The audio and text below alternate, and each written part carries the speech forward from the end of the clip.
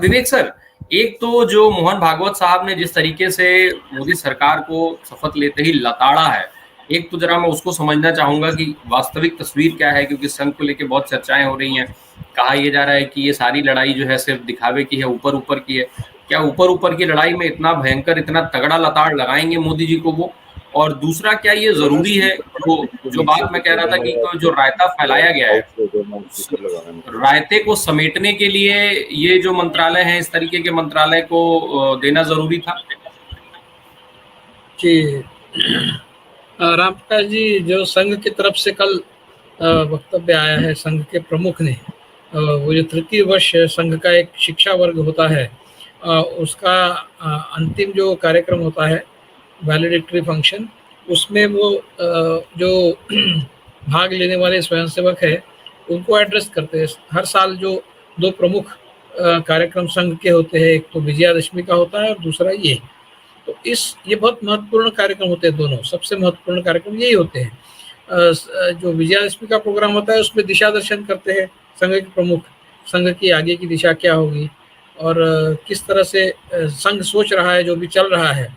लेकिन अब की बार उन्होंने संघ शिक्षा वर्ग को चुना ये सारी बातें कहने के लिए, क्योंकि अभी विजयादशमी के कार्यक्रम को अभी समय है, उसमें और 2-3 महीने हैं। तो उससे पहले ही वो इस बात को कह देना चाहते थे, इस बात को वो रोकना नहीं चाहते थे। और उसका बैकग्राउंड, कुछ दिनों पहले ही चुनाव के नतीजे आए और तुरंत ये संघ शिक्षा वर्ग हुआ है। तो जनरली इसी महीने में होता है, उनका समय तय रहता है, इसी महीने में बराबर होता है। तो उन्होंने जो जिस तरह से चुनाव पर टिप्पणी की है, उससे एक बार ये सिद्ध हो गई है कि संघ और मोदी जी के बीच में, मैं बीजेपी नहीं कहता कभी भी, संघ और बीजेपी के बीच में वो तनाव नहीं है। संघ और मोदी के बीजेपी के बीच में जो तनाव है, वो फिर से एक बार इस तरह से, कभी संघ और संघ परिवार के अंदर जो सारे संगठन है, उनके बीच में जो आपसी तान तनाव होते हैं, वो बहुत ज्यादा खुलकर सामने कभी नहीं आते। उनका तरीका है काम करने का, वो आपस में झगड़ते हैं लेकिन दुनिया के सामने वो अपना एका दिखाते हैं, वो उनका एक स्ट्रेटेजी है। तो पहली बार ऐसा हुआ है कि मतलब पहली बार नहीं, इससे पहले जब वाजपेयी की सरकार थी तब हुआ है। तब ओपनली दत्तोपंत ठेंगड़ी से लेकर के सुदर्शन, जो उस समय के संघ प्रमुख थे, सारे लोग आडवाणी, वाजपेयी और बीजेपी की उस समय की जो एनडीए की सरकार थी उस पर काफी प्रहार कर रहे थे, ओपनली जो हो रहा था। उसके बाद फिर 10 साल संघ ने चुप्पी साधी। संघ ने ये सोचा कि अभी बीजेपी की सरकार जो है, लोगों को पसंद जो नेता है, उस नेता ने कमाल समाधी है और उनको उनका काम करने दिया जाए, उसमें दखलंदाजी न करे। ये सोचकर संघ थोड़ा सा अलूप रहा, लेकिन संघ का कार्यक्रम जो है वो बराबर मोदी जी चलाते रहे, इसलिए संघ को बोलने का कुछ मौका भी नहीं मिला। लेकिन जिस तरह से वो संघ के साथ भी पेश आ रहे थे, जिस तरह से वो संघ प्रमुख के साथ भी पेश आ रहे थे, वो अहंकार उनका जो टपकता है उनकी हर बात से, उनके चाल से, चलन से, उनके बात करने के तरीके से, वो जो और वो 10 साल में एक बार भी कभी उन्होंने थैंक्स गिविंग नहीं किया संघ के प्रति कि मैं संघ का स्वयंसेवक था, मैं संघ का प्रचारक था और आज जो कुछ मैं हूँ वो संघ की वजह से हूँ। ऐसा कहीं भी उनका वक्तव्य पिछले 10 साल में एक बार भी नहीं आया। और नागपुर भी वो आए तो संघ के मुख्यालय नहीं गए। संघ का दूसरा प्रतिष्ठान है, जिसको रेशिमबाग इलाके में जो प्रतिष्ठान है उसको स्मृति मंदिर कहते हैं, वहां पर ये सारे कार्यक्रम होते हैं। जो कल का प्रोग्राम हुआ वहीं हुआ था और दशहरा का प्रोग्राम भी वहीं होता है। तो वहां पर हेडगेवार और गोलवलकर जी की समाधियां है, वहां ये कभी नहीं गए। ये संसद के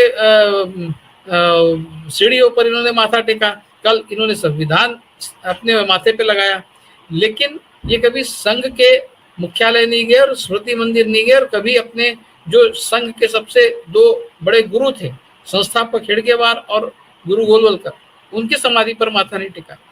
तो ये जो एटीट्यूड है इनका, और संघ के साथ में कभी बात नहीं करते, संघ के वरिष्ठ नेताओं के साथ में खुद पर्सनली कभी मिलने के लिए एग्री नहीं करते।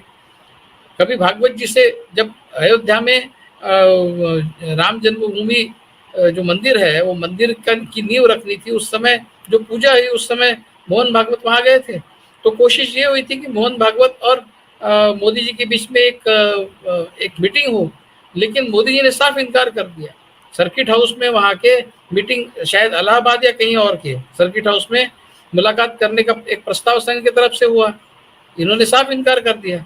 तो ये जो अहंकार है, उस अहंकार को कल मोहन भागवत जी ने अपने भाषण में उस अहंकार का उल्लेख किया, नाम नहीं लिया, लेकिन स्पष्ट है सेवक कहा। सेवक अपने आप को कौन कहता है? मोदी जी कहते हैं। सिर्फ प्रधान सेवक नहीं कहा भागवत जी ने, लेकिन सेवक कहा। तो सेवक वही है, असली सेवक वही है, और असली सेवा वही है जो बिना अहंकार के की जाती है। इतना सीधा सीधा लताड़ा है मोदी जी को। और फिर मणिपुर की बात की, और मणिपुर 1 साल से चल रहा है और कोई ध्यान नहीं दे रहा है। ये तो सिर्फ मोदी जी पर भी नहीं, ये तो अमित शाह पर भी निशाना साधा है अभी आरएसएस ने, क्योंकि गृह मंत्री तो वो है। और फिर विरोधी पक्ष को विरोधी पक्ष नहीं मानता हूं मैं, प्रतिपक्ष कहना चाहिए और कॉन्सेंसस से काम चलाना चाहिए।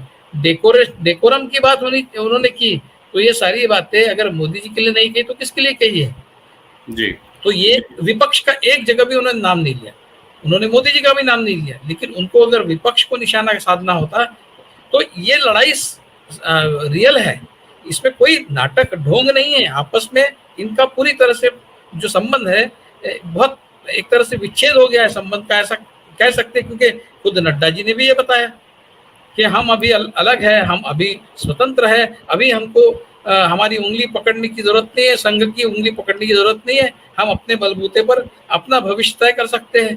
इस तरह की बात खुद जेपी नड्डा जो अध्यक्ष थे उन्होंने कही। तो ये अभी संघ और मोदी जी के बीच में, संघ कभी नहीं चाहेगा कि बीजेपी का नुकसान हो, लेकिन संघ का जो विरोध है वो मोदी जी के अहंकारी वृत्ति से है, उनके अहंकार भरे वर्तन से है, और वो कल स्पष्ट तौर पे भगवत जी ने कह डाला।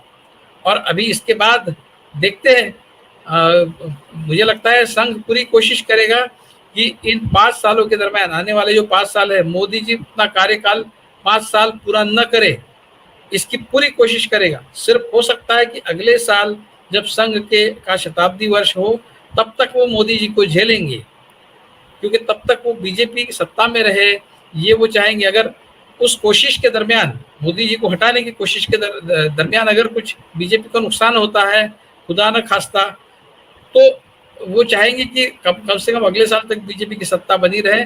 उसके बाद अगर मोदी जी को निकालने के चक्कर में कुछ गड़बड़ हो जाए तो चलेगा, तो वो मोदी जी को निकालेंगे जरूर, आप इंतजार कीजिए। 1-2 साल के अंदर संघ मोदी जी को उस स्थान से पदच्युत करेगा, ऐसा मेरा अंदाजा है।